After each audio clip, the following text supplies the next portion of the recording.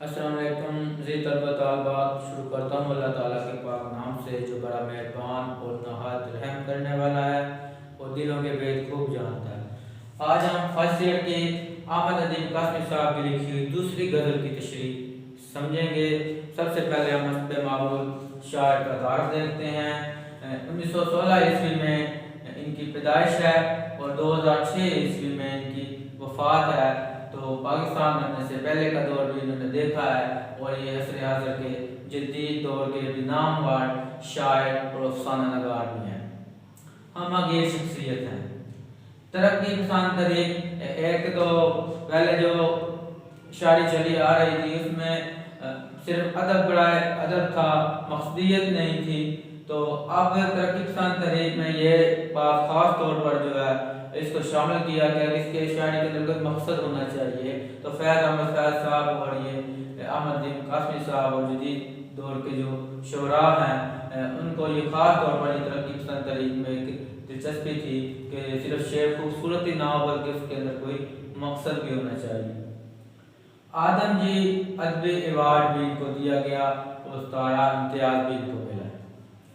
پھول، فنون اور بروز ان کے یہ ایڈیٹر بھی تھے رسالہ جات کے اور انہوں نے بہت سی کتابیں بھی لکھی ہیں۔ کلام کی خصوصیات میں زندگی کا شعور ملتا ہے، بصیرت افروزی ہے، ادب برائے ادب اور ادب برائے زندگی۔ پہلے میں نے آپ کو بتا دیا کہ ان کی شاعری کے اندر مقصدیت ملتی ہے۔ صرف یہی نہیں ہے، پہلے جو شاعر ہوتے تھے صرف شعر کو خوبصورت بنانے پر زور دیا جاتا تھا، لیکن اب اس کے اندر ایسے موضوعات کو شامل کیا گیا کہ ادب برائے زندگی اس کے اندر ایک مقصد بھی ہو۔ حقیقت نگاری کا رنگ ہے ان کی شاعری میں، تخیل کی بلندی ہے اور مضمون آفرینی ہے۔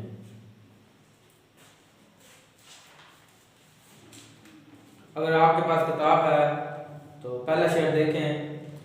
اب تو کچھ اور ہی اعجاز دکھایا جائے، شام کے بعد بھی سورج نہ بجھایا جائے۔ اعجاز کا مطلب معجزہ بھی ہوتا ہے اور عاجز کر دینے والی چیز۔ تو معجزات تو نبیوں سے ہی ہوتے ہیں، اللہ تعالیٰ کوئی معجزہ کرنا چاہے تو، لیکن شاعر یہاں پہ یہ کہنا چاہتا ہے کہ اب کوئی ایسی بات ہو جائے، کوئی ایسی انوکھی نرالی بات ہو جائے کہ شام کے بعد بھی سورج غروب نہ ہو۔ تو آئے دن جو یہ جدید ٹیکنالوجی ہے، جدید وسائل ہیں، اس کے ذریعے جو ہے دنیا میں نئی نئی ایجادات ہو رہی ہیں، لیکن ایسا تو ممکن نہیں ہے کہ سورج کو ساکت کر دیا جائے۔ لیکن شاعر یہ کہہ رہا ہے کہ اب جو ہے بدلنا چاہیے، کچھ تبدیلی آنی چاہیے۔ پہلے سے جو ہے انسان جو ہے وہ جہالت میں ترقی میں رہتا تھا، پہلے دور کا انسان، لیکن اب جدید دور ہے تو کیونکہ رات جو ہے یہ ظلم کی داستان ہے، اس میں زیادہ سے زیادہ گناہ ہوتے ہیں اور زیادہ سے زیادہ لوگوں کے حقوق کی حق تلفی ہوتی ہے۔ تو رات اندھیرا ظلم اور ناانصافی کی علامت ہے اور روشنی امن و انصاف کی علامت ہے۔ تو اس لیے شاعر اس کے اندر یہ موضوع بھی دے رہا ہے کہ اب یہ چیز ختم ہونی چاہیے، اندھیر نگری ختم ہو جانی چاہیے، کیونکہ شام جو ہے، رات جو ہے یہ ظلم کی داستان سناتی ہے۔ تو اس میں چور، ڈکیت، شراب اور بدکاری کے جرائم یہ سب کچھ زیادہ سے زیادہ ہوتے ہیں، جبکہ سورج جو ہے یہ روشنی، خیر اور بھلائی کی علامت ہے۔ تو شاعر یہ کہنا چاہتا ہے کہ اب جو ہے شام کے بعد بھی سورج غروب نہ ہو، مطلب وہ ظلم کی داستان اب ختم ہو جائے، کیونکہ جب تک یہ رات ہوتی ہے اس میں جرائم بڑھ جاتے ہیں۔ آنکھ جو کچھ دیکھتی ہے لب پر آ سکتا نہیں، میں بے حیرت ہوں کہ دنیا کیا سے کیا ہو جائے گی۔ ڈاکٹر علامہ محمد اقبال کا یہ شعر ہے۔ ہم اس شعر کو دو موضوعات میں تقسیم کر سکتے ہیں کہ ایک تو جدید ٹیکنالوجی پہ بات ہو جائے گی، سائنس کی ایجادات، نئی سے نئی ایجادات ہو رہی ہیں، غاروں میں رہنے والا انسان جو ہے اب کتنا پرآسائش ہو گیا ہے، روبوٹ بن گیا ہے، کمپیوٹر آ گیا ہے، ہوا میں انسان جو ہے اڑنے لگ گیا ہے، جہاز بن گئے ہیں، چاند کو تسخیر کر لیا ہے انسان نے، ایٹم بم بنا لیا ہے۔ تو شاعر یہ کہنا چاہتا ہے کہ پتہ نہیں آنے والے وقت میں ابھی اور ترقی کی کتنے زینے ہم نے طے کرنے ہیں، تو دنیا کہاں سے کہاں پہنچ جائے گی جس کا بھی ہم نے تصور بھی نہیں کیا ہے۔ تاریخ بستیوں کے ماکین حوصلہ رکھیں، سورج کو اپنے ساتھ لیے آ رہے ہیں ہم۔ تو انسان جس طرح ترقی کے زینے طے کر رہا ہے، جدید ٹیکنالوجی ہے، تو انسان جو ہے خوب سے خوب تر کی تلاش میں رہتا ہے۔ تو اب بھی انسان نے اور بہت سے جو ہے ایجادات اختراعات کرنی ہے۔ تو ڈاکٹر علامہ محمد اقبال کا ہی شعر ہے کہ عروج آدم خاکی سے انجم سہمے جاتے ہیں کہ یہ ٹوٹا ہوا تارا میں کامل نہ بن جائے۔ تو انسان جو ہے یہ وقت کے ساتھ ساتھ تبدیلی کا عنصر اس میں جاری رہتا ہے، اور کائنات میں بھی یہ مسلسل جاری ہے، ایک تغیر ہے جو ہمیشہ رہتا ہے۔ امید ہے آپ کو پہلے شعر کی تشریح سمجھ آ گئی ہوگی۔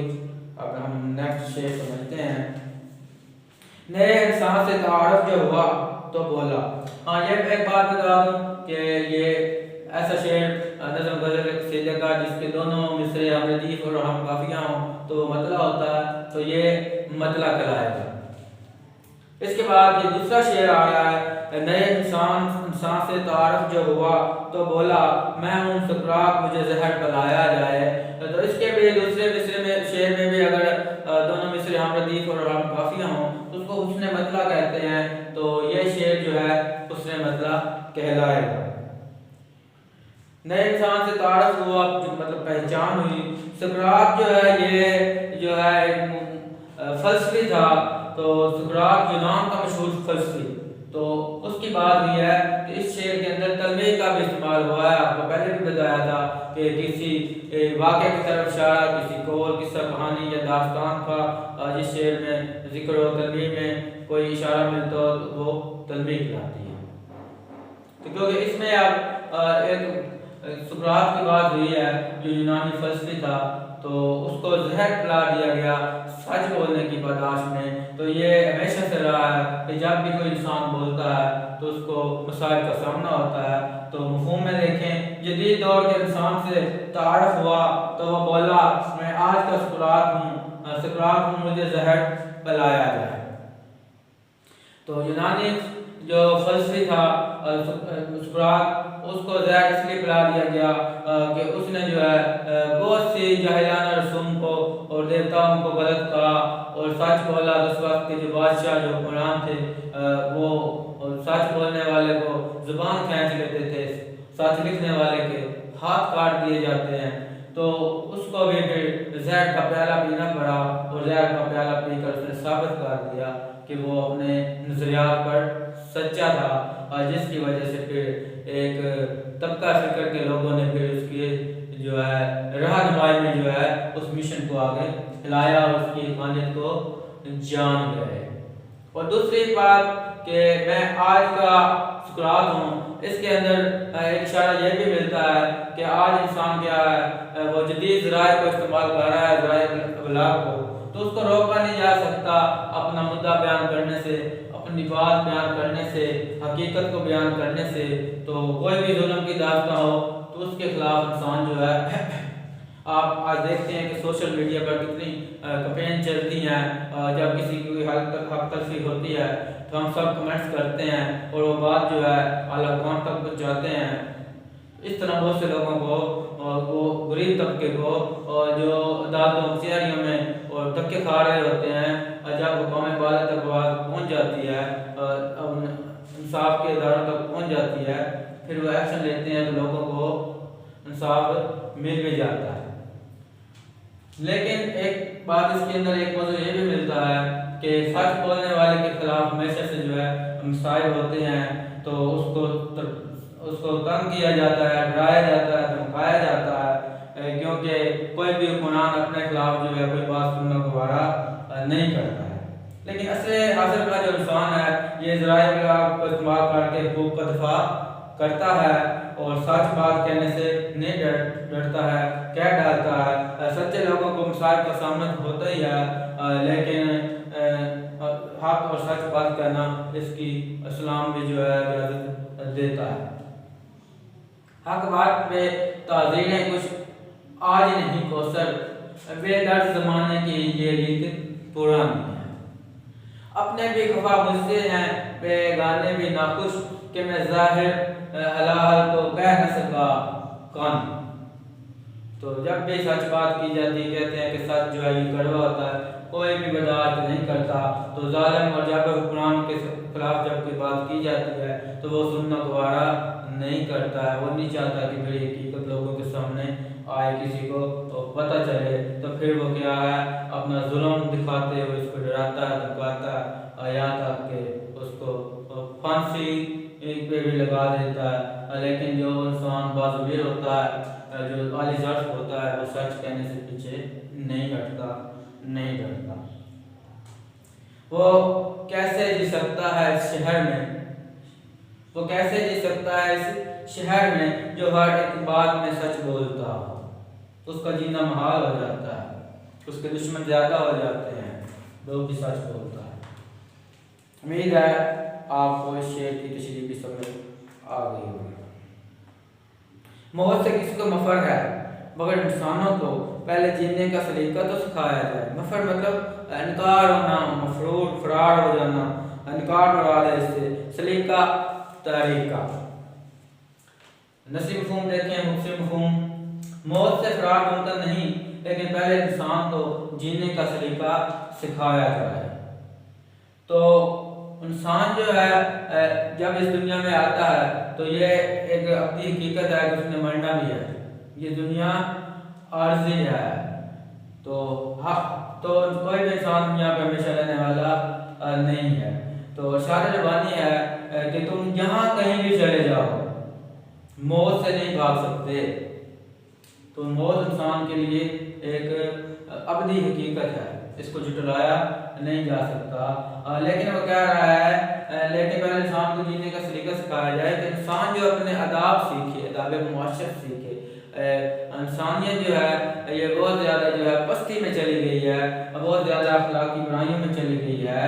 تو انسان کو جو ہے زندگی جینے کا سلیقہ سیکھنا چاہیے۔ آج کا معاشی بحران اور مذہبی فقدان نے انسان کو ان کی زندگی کو اجیرن کر دیا ہے، جس کی وجہ سے معاشی فقدان کی وجہ سے جرائم بڑھتے جا رہے ہیں۔ لوگ جو ہے غلط طریقہ کار بنا کر دولت کمانے کے چکروں میں ہیں۔ تو یہ ساری چیزیں، یہ سارے عناصر جو ہیں زیادہ سے زیادہ جو ہے انسان کو برائی کی طرف لے کر جاتے ہیں۔ چاہیے تو یہ کہ احترام آدمیت ہو اور خدمت انسانیت کو اپنا مقصد بنایا جائے، مگر افسوس انسان چاند پر تو پہنچ گیا مگر اس کو زمین پر رہنا نہیں آیا۔ تو انسان کو زمین پر جو ہے اللہ اور اس کے رسول کے احکامات کے مطابق زندگی گزارنے کا ڈھنگ آنا چاہیے۔ حضور پاک صلی اللہ علیہ وسلم کے اسوہ حسنہ کو بنا کر ہم اپنی زندگی دنیا اور آخرت دونوں کامیاب بنا سکتے ہیں۔ جیسا کہ ارشاد باری تعالیٰ ہے کہ تمہارے لیے رسول اللہ صلی اللہ علیہ وسلم کی زندگی میں بہترین نمونہ موجود ہے۔ زندگی کا کوئی شعبہ ایسا نہیں ہے جہاں ہمیں رہنمائی نہ ملتی ہو، بطور جرنیل، بطور سیاستدان، بطور معلم، بطور خاندان کا سربراہ، ہر شعبہ زندگی میں نبی پاک صلی اللہ علیہ وسلم کی زندگی میں رہنمائی ملتی ہے۔ ہم اخلاقی قدروں کو اپنا کر جو ہے اس زندگی میں، جو اس دنیا میں ایک اچھا جو ہے مقام حاصل کریں۔ یہاں پر انسان کا گلا کاٹ رہا ہے، ایک ظلم کا بازار ہے، لوگوں کو انصاف نہیں مل رہا۔ تو یہ ساری چیزیں جو ہیں ایک انسان کو جو ہے اور جانوروں میں جو فرق ہونا چاہیے اس چیز کو واضح کرتی ہے کہ انسان کو اللہ تعالیٰ نے اشرف المخلوقات بنایا ہے، وہ اس دنیا میں جو ہے اچھے طریقے سے زندگی گزارے، اچھا معاشرتی نظام۔ فرشتے سے بہتر ہے انسان بننا مگر اس میں پڑتی ہے محنت زیادہ۔ غالب کا شعر ہے بس کے دشوار ہے ہر کام کا آسان ہونا، آدمی کو بھی میسر نہیں انسان ہونا۔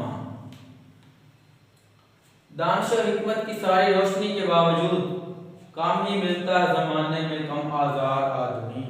اس دنیا میں ایسے انسان بہت کم ہیں اور جو کسی کے ساتھ مخلص ہوں، جس نے کسی کو دل نہ دکھایا، کسی کو تکلیف نہ دی ہو، اور مگر افسوس کہ انسان اشرف المخلوقات ہونے کے باوجود اپنے اس منصب کو سمجھ نہیں سکا، اور لالچ اور بغض اور عداوت میں جو ہے دوسروں کو عذاب دیتا ہے، تکلیف دیتا ہے، عذاب دیتا ہے اور اپنی دنیا اور آخرت خراب کر رہا ہے۔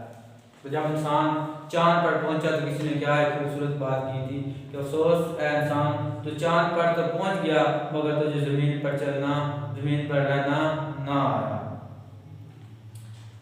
امید ہے آپ کو یہ شعر بھی سمجھ میں آ گیا ہوگا۔ نیکسٹ سمجھتے ہیں آخری شعر، کیونکہ شاعر نے اس میں اپنا تخلص استعمال کیا اس لیے یہ آخری مقطع کہلائے گا۔ حکم ہے سچ بھی قرینے سے کہا جائے ندیم، ندیم شاعر کا تخلص، زخم کو زخم نہیں پھول بتایا جائے، قرینے سے مراد ہے سلیقے سے۔ مجھے حکم ہے کہ سچ بھی سلیقے سے کہا جائے، زخم کو زخم نہیں پھول بتایا جائے۔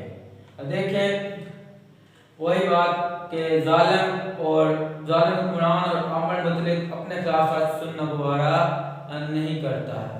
جب بھی کوئی سچی بات کرتا ہے تو وہ برا منایا جاتا ہے، اس پر ظلم کرنے لگ جاتا ہے، یہاں تک کہ اس کو پھانسی پہ بھی لٹکا دیتا ہے کہ تم نے میرے خلاف آواز کیوں اٹھائی، کیونکہ اس ظالم کے پاس اقتدار ہے، دولت ہے، تو اس لیے وہ طاقتور ہے، اس لیے وہ مظلوم کو جو ہے ڈراتا ہے اور کسی بھی بولنے والے کو، سچ کہنے والے کو اپنے خلاف بولنے نہیں دیتا تاکہ کسی کو میری حقیقت کا پتہ نہ چل جائے۔ تو ظالم حکمران اپنے مرضی کے قوانین کا نفاذ کرتا ہے اور شاعر کہتا ہے کہ ہمیں بھی حکم ہے کہ سچ نہ کہا جائے، اگر کہا بھی جائے تو اس طرح کہا جائے کہ زخم کو زخم نہ کہا جائے، پھول کہا جائے، مطلب سلیقے سے کہا جائے، نرمی سے کہا جائے، تشبیہات و استعارات کے پردے میں بیان کیا جائے، بالکل واضح انداز میں یہ سچ نہ کہا جائے کہ کہیں وہ حکمران جو ہے، وہ بادشاہ جو ہے وہ برا نہ مان جائے سارے اقتدار، تو اس کو جو ہے میری بات بری لگتی تو پھر وہ میرے ساتھ کوئی بھی ظلم کر سکتا ہے۔ تو روک دیا گیا ہے کہ سچ نہ کہا جائے، زخم کو زخم نہیں بلکہ پھول بتایا جائے تاکہ لوگوں کو حقیقت اور لوگ جو ہے حقیقت اور اصلیت سے آگاہ نہ ہو سکیں۔ ظلم کو ظلم ذرا سوچ کے کہنا انجم، سر تیرا دیکھ سردار بھی ہو سکتا ہے، یہ تیرا سر جو ہے پھانسی کے تختے پر بھی پہنچ سکتا ہے۔ سوچ رکھنا بھی جرائم میں ہے، اب تو وہی معصوم ہے ہر بات پہ جو ساتھ کرے، ایک پتھر جو دستے یار میں ہے، پھول بننے کے انتظار میں ہے۔ تو آخر میں میں نے حدیث نبوی لکھی ہے، آپ صلی اللہ علیہ وسلم کا ارشاد ہے ظالم اور جابر حکمران کے سامنے کلمہ حق کہنا بھی جہاد ہے۔ تو یہ انسان کا ہمارا حق بنتا ہے کہ جہاں پہ ظلم ہو اس کے خلاف آواز اٹھائیں، سچ کو سامنے لائیں۔ امید ہے آپ کو اس غزل کی تشریح سمجھ آ گئی ہوگی۔ فخر بھٹی کے نام سے میرا یوٹیوب چینل ضرور سبسکرائب کریں، دوستوں کے ساتھ زیادہ سے زیادہ شیئر بھی کریں تاکہ علم کا یہ سلسلہ آگے سے آگے بڑھتا رہے۔ دعاؤں میں یاد رکھیے گا۔ اللہ حافظ۔